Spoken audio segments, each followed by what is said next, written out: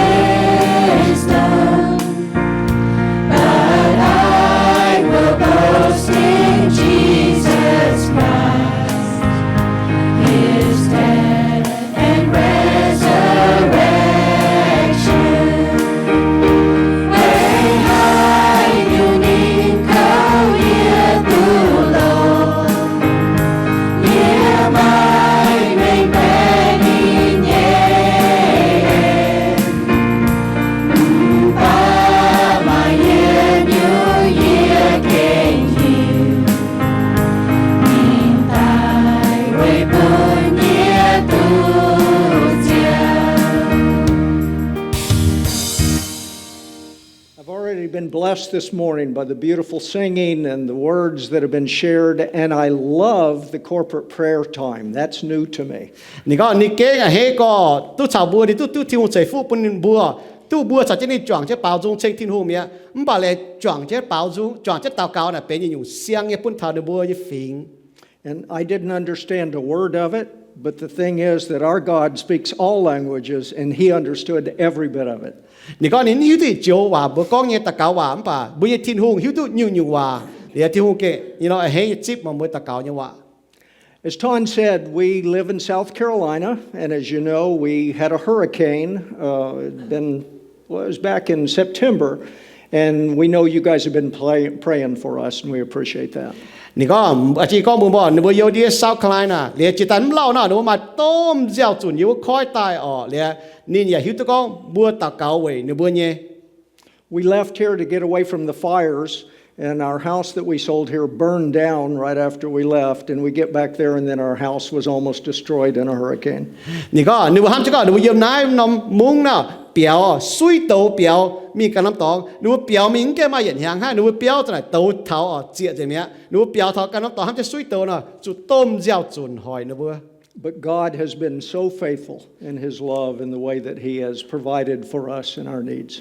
Thiên hùng chiếp chúa có liều lệ nửa bùa tông chiếm chế nhung tao nửa buông nhé. Okay. Today is Father's Day. Happy Father's Day. Ý hỏi sẽ chỗ tè như hỏi ở để hết chỗ tè như miền. Even though Father's Day is not celebrated quite as much as Mother's Day, it still gives us an opportunity to honor all of the fathers among us. Cũng có chỗ tè như hỏi nè, chỗ tu đồng hải hồ đồng ma như hỏi ở, bà bún chàng bùa thông niệm thai bùa như tè, hết bùa như tè hỏi. One day a little boy was asked by his father to define Father's Day. Mà hỏi nào bà tập chơi phải nhé, để nó bên này cái nín, hey tè như hỏi nè hay nhung. He said it's just like Mother's Day except you don't spend as much money on the gift. Nì có là cái chỗ tè như hỏi nè hay nhung nì có tè như hỏi nè ta hăng ma như hỏi nè lọ, bà được nhiều cần nhiều nè, bướm chủ mái chinh nhỉ đã hay chăm. So I'm so glad we have Father's Day. Whatever the gift you provide us, just saying thank you and we love it. Nì có cũng hả nó bà cũng hả chinh nhỉ mua bún chỗ tè như miền ở làng chinh á. Okay, if you were raised, the guys here that I'm going to talk to especially, if you were raised with a loving father, someone who loved and protected you and provided for you, you're truly blessed. Nì có nì lệnh chế có thằng mua chỗ chẳng to như miền, sẽ có ở mua hồ như chẳng hồ, mua mai tè đó, hăm mua to mua họ nọ như này, mua kênh tu thiên hùng sẽ phụ hại. If it was a godly home, so much the better. Sẽ có mua yếm hoang tỏ em bên đó, xiên thu miền yếm hoang tỏ em cao phát lông chia. But some of us here this morning may not have come from a home like that. Bà mà tệ bụi chuối cho nai miền ở, bụi nhé béo trông bụi yếm hoang tỏi là tệ bám hang này. You may not have had that example of a good, kind, and loving father. Tệ bám bụi mai đó, lông nhé, hiếu đáo nhé, như nhung tè. You know, being a good father or a good husband is something that's a real challenge for many of us men today. Ý trả hỏi cái lùng đi ở bên khu chẳng ton, khu tè là xem chế hùng hề. If you are like most of us, you want to be a good father. You want to be a good example to your family. Mỗi lần chẳng ton ở bữa mai hiếu ở chỗ khu nhung chế bùm hoang tỏi, ở chỗ khu tè như miền, khu gỗ như miền nhé. So the question is, where do we find that example? Who do we look for to pattern our lives after? Này như bà sao, bùa chuột, hay táo, ở chuột hay nhung, yếm hay đau chuột tái. So most of us already know where we're going with this. We're going to talk about God as being our ultimate example. Bùa hay tài hiếu nhỏ này hay nó nải nọ, bùa chỉ có thiên hung, châu bên nhé, thiên tòng tía, châu bên nhé, lông chỉ như chế. Okay, we're going to look in the Bible, God's Word this morning at Psalm 103. Bùa màng yếu Ging-Sou, Singx, yết bẹ bùa. Okay, you've already read part of Psalm 103 this morning. I recognize the 103. I didn't recognize any of the words. Nì có đo bút chút tội bây giờ, nì chia có Singx yết bẹ bùa mẹ, mà nì tu giảng hả? But in this psalm, David is talking about his wonderful heavenly Father.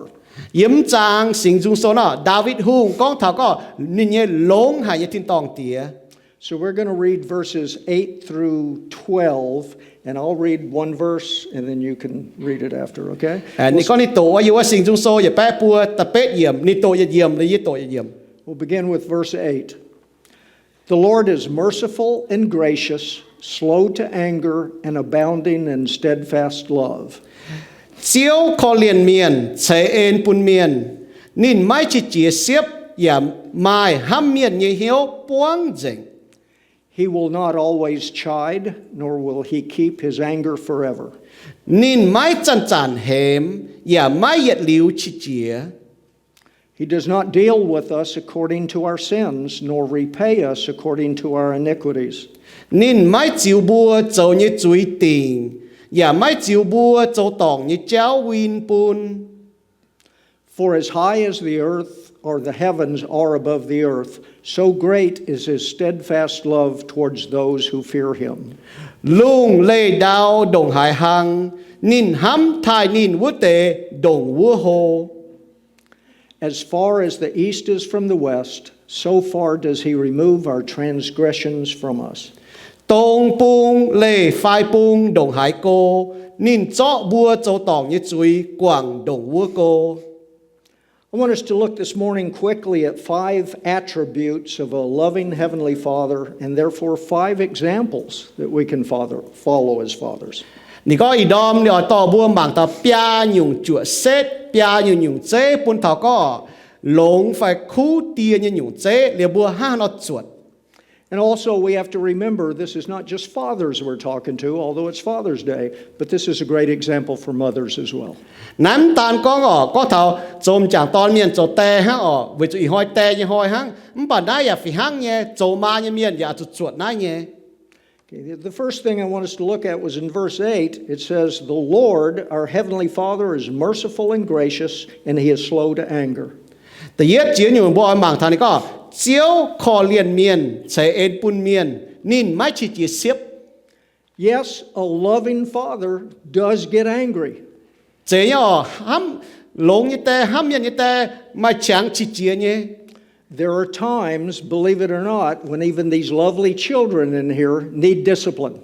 唔把買錯，咁個不要追的係追的係喊的係只好吧，買錯不就教不追呢？ But you know, as a loving father, even though his anger comes, it says it comes slowly. 就แต่面了準備不去接，咁吧，經說你個您買去接接慢慢呢？ It comes slowly and it comes after much mercy has been shown. 您當你去接不把它當去接呢，你就可憐到係啊。 You know, I can imagine with our God, when we do something that is against his precepts or against his word, he gets very upset with us. บัวให้หิวตัวเท้าอย่าให้ปวดเท้าให้ห้ามเท้าก็บัวที่ต้องเตี้ยจริงๆนะบัวโจตองนินเนาะนินจะให้ชิเจียบัวเนี่ย However, because he loves us with an abounding love, a steadfast love, he is slow to discipline us. 唔把为做您ห้ำก็บัวนี่เหี่ยวดาวก็เป็นบัวเหลียนินเฉียเจียเสียบเป็นบัว When it says his abounding love is steadfast, the thing that we need to realize is that it means his love remains the same. บัวเมียนจะว่าก็นี่นินห้ำเมียนฟังนินใหม่ห้ำเมียนนี่เหี่ยวป้วงเจงไม่เลยก็นี่ห้ำหนังก้อยเย็นอะไรนะฮังเนาะ You know, our Heavenly Father can't love us any more than he does right now. บุยที่ต้องเตียนนินให้เองเก่าห้ำบัวเก่าช้ำโดอีจันนี่ห้ำมานินห้ำป้วงเจงเนี่ย His love and his mercy are constant.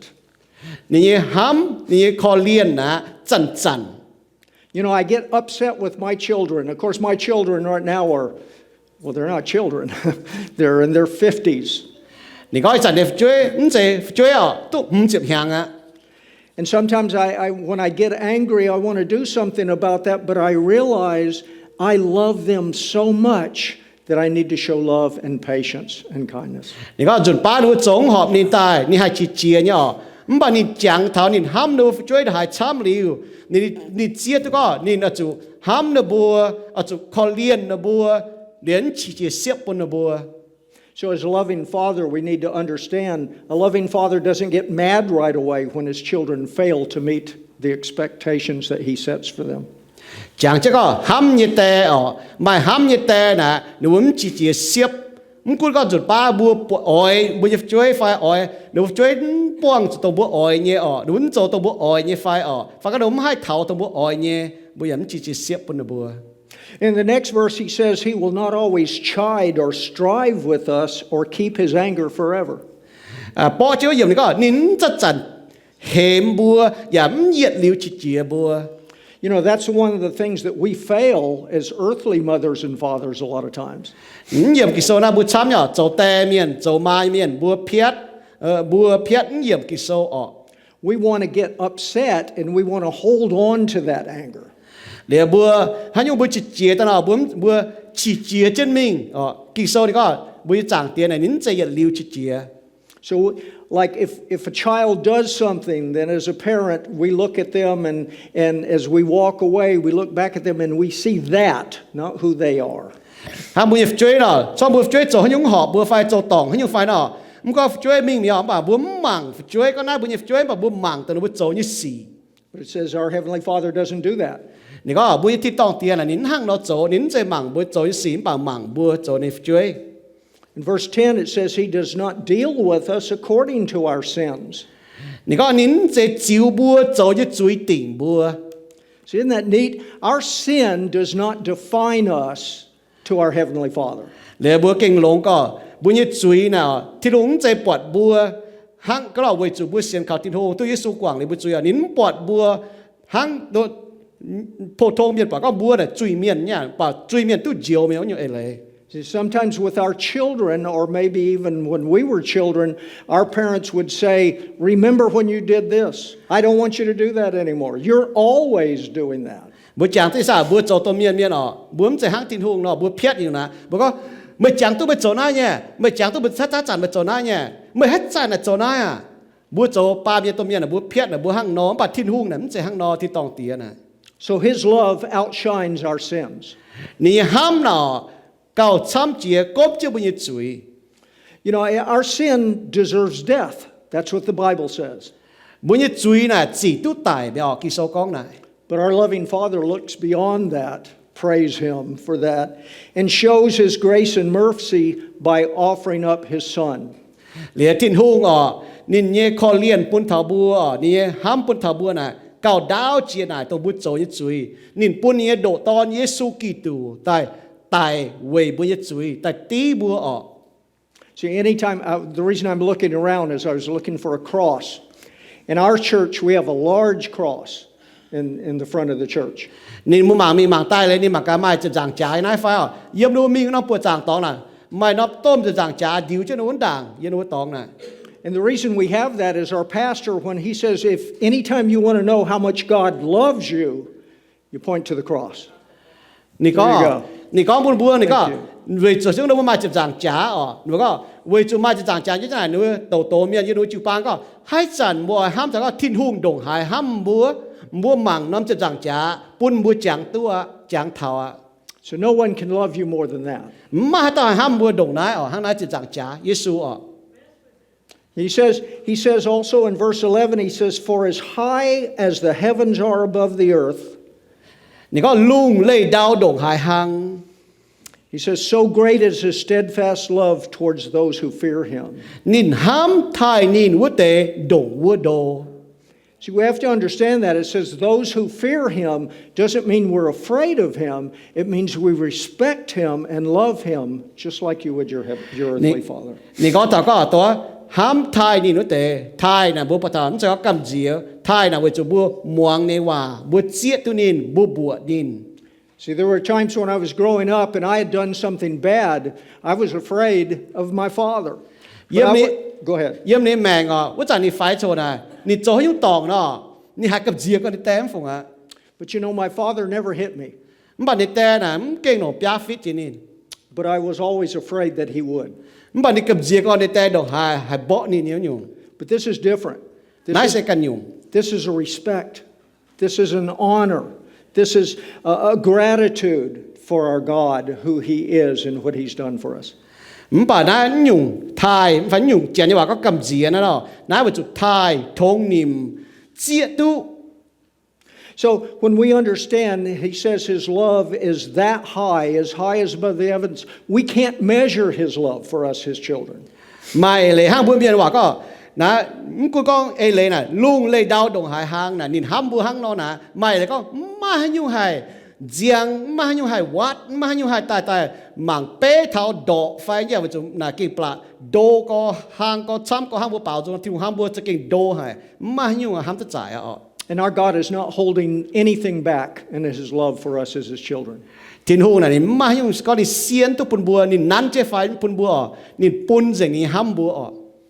And then finally he says, as far as the east is from the west, so far does he remove our sins from us. Ni có tông pung lệ phai pung đồng hải cô din cho bùa châu tòng như chuối quảng đồng bùa cô. This is a description of God's great forgiveness of us. Nan yep kiso có thà Tin-Hungh như tôm kho liền tôm quảng bùa như chuối. You know, I love to say, if I say to God, remember when I did so and so, his answer is no. Nếu có chiếu à mày chẳng tôi chỗ đã chỗ như phải chứ con không chẳng. But you remember, Lord, you remember how I disobeyed you. You remember how I sinned against you, Lord. And he says, no. Mày chẳng tôi sao như chỗ đã chỗ tòng mày không chẳng. We can't imagine that. Bùa hám giải này ọ. And that's the way we need to be as parents. Này là bùa cho tôi miên bùa cho hang no nhá ọ.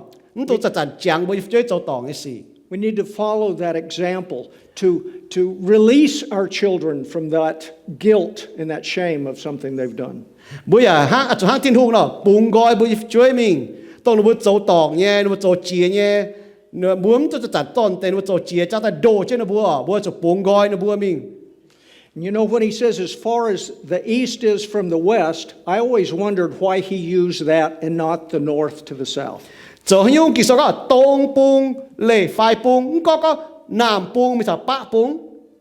Because if you say his love is as far away as the north from the south, when you get to the North Pole, immediately you start going south. Nì có mua ô pa pung chả nam pung nó mà yang chế mình nó thả pa pung cái thả pa pung quả nó giết mình tại chả nam pung mía. But if you start going east around the globe, you never go west. Nếu mà mình tông pung mình chứ nó mình thải cô bà mình hai thảo có hai thảo phai pung mình quyền chế mình ha giết liu ọ. You know, that's how we can understand, one of the ways, it simplifies it to me, we can understand how great and immeasurable is God's love for us.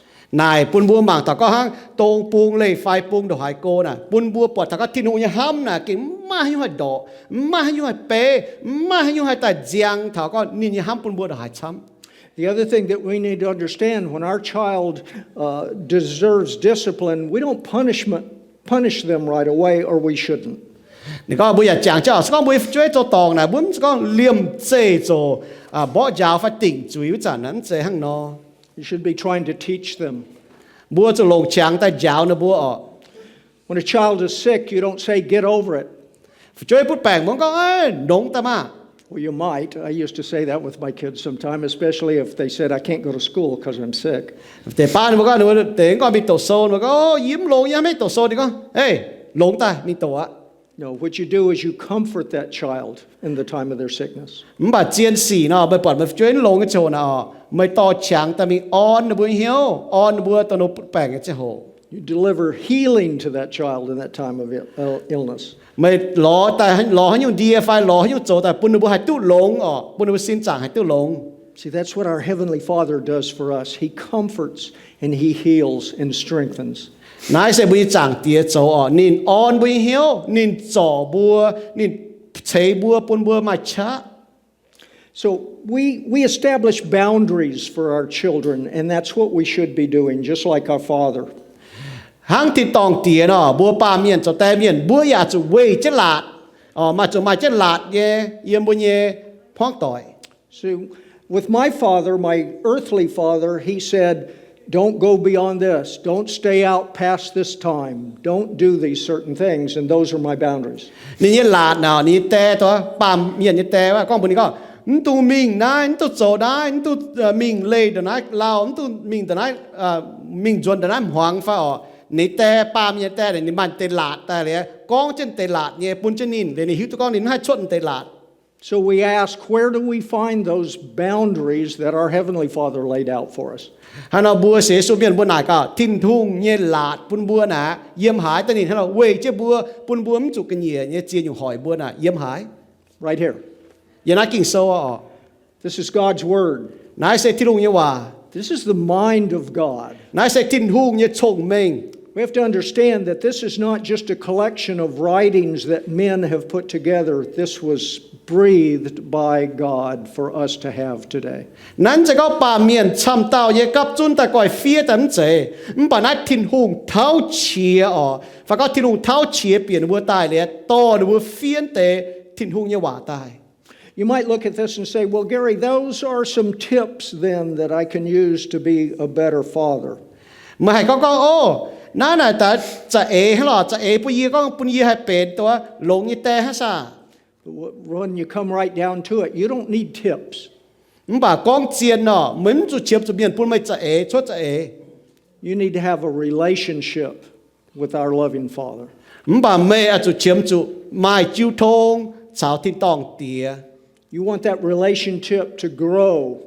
Mới ỏi chào mấy thiên tòng tía hay chiêu thông hay hô. If you already know Jesus Christ as your personal Lord and Savior, you have that relationship, but it may need to be strengthened more each day. Sẽ có mấy xiên Yesu Mienh mai chiêu thông thảo Yesu Mienh nó này lông hạ. Bà chủ ba muốn như chiêu thông này chủ anh thấy chia chủ liệp vốn. As men and women here, we need to understand how we can follow that pattern that He's laid out to be better people and parents. Nãy là bùa chỗ Tin-Hungh như nam nhiều nọ bùa chỗ chuột chỗ hộ như nhung có thằng có bùa hát hai chỗ khu tè khu mà khu Tin-Hungh như nam nhiều. A lot of people look at God today, people that are not believers, and they say, how could a loving God do that? Mà tại miền đầu nó hít Tin-Hungh như miền nọ nó bọt xì cho ta nó có Tin-Hungh đồ này ham luôn đi miền ham miền nọ hiểu hăng non tê xì cho ta. But we have to understand that a lot of times that God is not discipline or is not punishing us, He's disciplining us.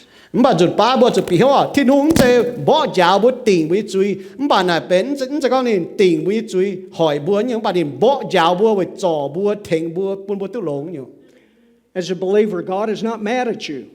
Sau bùa sẽ Yesu miền này Tin-Hungh sẽ chỉ chia về lọ. He's merciful. Nị cái khó liên hay. And He's gracious. Nị cái hiếu đáo khó liên. And He loves you. Nị ham bùa He's not scolding or reprimanding. Nín sẽ có chặt hềm bùa chặt con hang con bùa miền ham bùa chỗ tay miền ngốc bùa phải con bùa. He will not get even with you because of your sins. Nín sẽ có mấy chỗ tỏng hang non này nị kinh mô sẽ có hỏi mẹ. His love is greater than we can even imagine. Nín ham bùn bùa nè cào đô chia cào trắng chia bùa hay ham tút giải nhé. And finally, He showed compassion in offering His Son to take our place for what we deserved. Bố bỏ thằng nín chỗ như nhung chế nín bùn nhé ton tại tí bùa tông bùa chỉ tu nhé bùa chủ tại bà nín ton tại vậy bùa.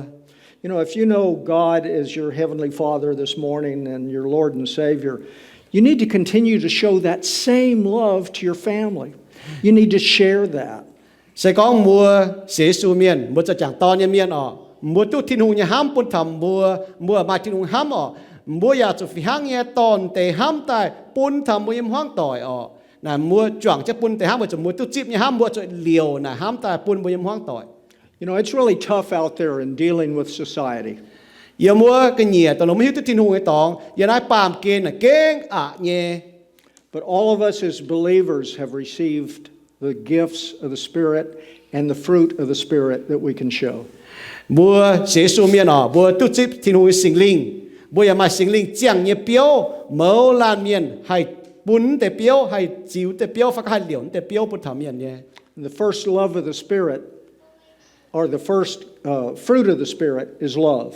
Tại yết chiếu nhiều sinh linh chẳng nhẹ biếu này sẽ ham. So that tells us something this morning. Này có như nhung chân như bùa thảo bùa Because our Father loved us so much, we need to show that love to our family and to others. Với chủ thiên tòng tía ham bùa chăm co bùa ya chủ liều tổng bùa tu ham như yếm thiên tòng tía bún thảo bùa yếm hoang tỏi bún thảo miền. You know, if you don't know Jesus Christ as your personal Lord and Savior, this today is the best time to do that. Sự có muốn tới Yesu Kitô, phải muốn tới Yesu Kitô cho mới chiếu nào. Y hỏi sẽ chiếu em như hỏi, y hỏiเป็นลงchỉ như hỏi. This could be the most amazing Father's Day you've ever experienced. Nãy cáiเป็นลงchỉแต่như hỏi ở với chúng muốn tu chip thiên tòng tiệt cho mới chiếu. So I don't know if Pastor Ton is going to give a invitation or not. However, you're free to take the offer of what God's given for you.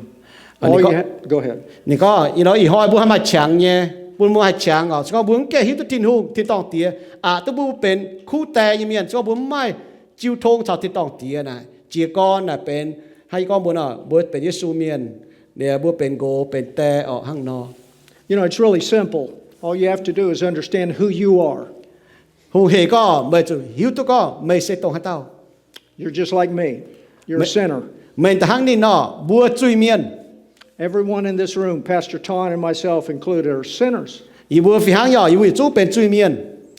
we're sinners in need of a Savior. You know, the first step there is you have to tell God, you say, Lord, I understand that I'm a sinner in need of a Savior. And you know, God knows everything you've done, just like your earthly father. But He wants you to come to Him in a way that says, I'm sorry for what I've done.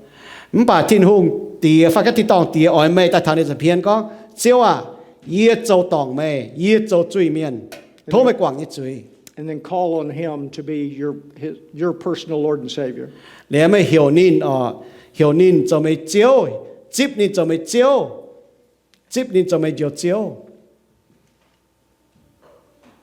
you haven't done that this morning, don't wait.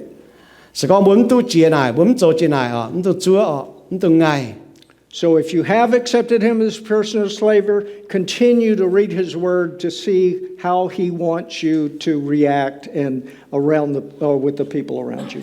Sẽ có mấy tu chip Yesu cho mấy chiếu ở mấy mai thì tòng tía hang này mà chủ tổ chức Ging-Sou mình muốn chứ chiếu như hòa mình mà cả chiếu như hòa bùa mấy ở chỗ hắn nó chiang ở chỗ hắn nó châu yiem mấy cái hên như Mien. Live the life that He's called you to lead. Chiang mấy mẹ chứ như mẫu tề tôi ni hiểu mấy hắn nó chiang như mẹ. Amen. Amen. Cho lên chi nó.